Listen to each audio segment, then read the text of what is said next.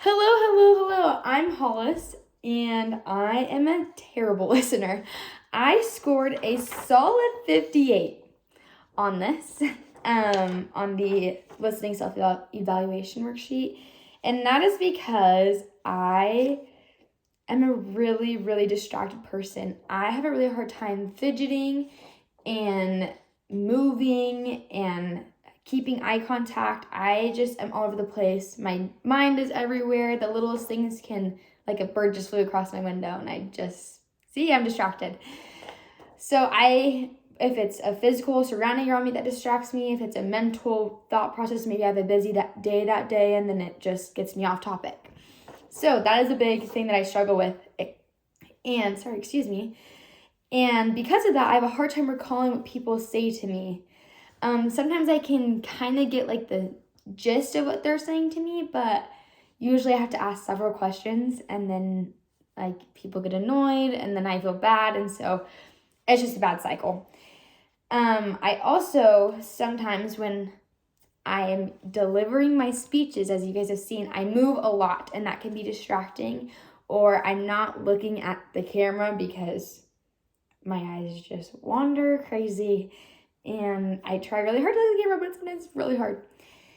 And sometimes I focus better when I'm looking at something else. But I have, despite my flaws and struggling with ADHD and things like that, I have had help with others around me, and I've had, through personal experience of online school and public school and private school, things like that, I have been able to find what works best for me. And so real quick, we're going to sit, and I'm going to tell you my worst nightmare, which is, imagine yourself sitting in a class filled with 20 plus kids, and your instructor in the front giving a 40-minute lecture of how to write a paper or how to give a speech. Unless that instructor is bouncing off the walls and constantly keeping my attention, I am not there. Mentally, I'm in a whole other dimension, because that is not something, I can't sit and listen. So what I have found is writing notes while people talk, doodling while people talk. Of course, I try to do it in a very respectful manner. I've also noticed not being on my phone while people talk. That is a huge no-no, that I've put my phone away and things like that. But also, sometimes I even go the extra mile of telling the person that's the teacher or someone I'm talking to or someone that I'm friends with. I have my closest friend, she already knows that I struggle, and so sometimes she will just make sure I'm listening. And so I think telling people around you so they're aware is very helpful, but also pushing yourself past limits. I've probably filmed this video about 40 times, and that's okay. And just knowing that your struggles can one day be made either your biggest, proudest achievement, but you can get through it. And that with struggles, also you have really good things that you're good at. Because I'm not a very good listener, I'm a great question asker, and I make sure that I'm not judging what that person's saying.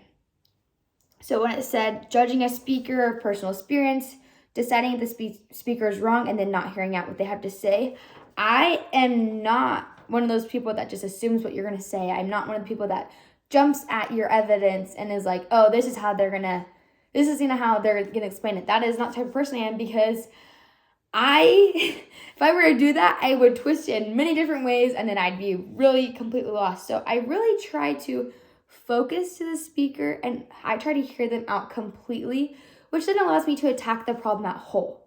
And sometimes that's asking questions as they go along, and that's sometimes writing notes. I'm a big note taker. I have all my colored pencils, and I write my notes. And because of that, I know that I will one day hopefully get above 70 on this. And through online school and through continuing my work career and things, that I know that I will get better at this. But I'm just thankful to have this class helping me out. And I'm excited to hear what you guys have to say.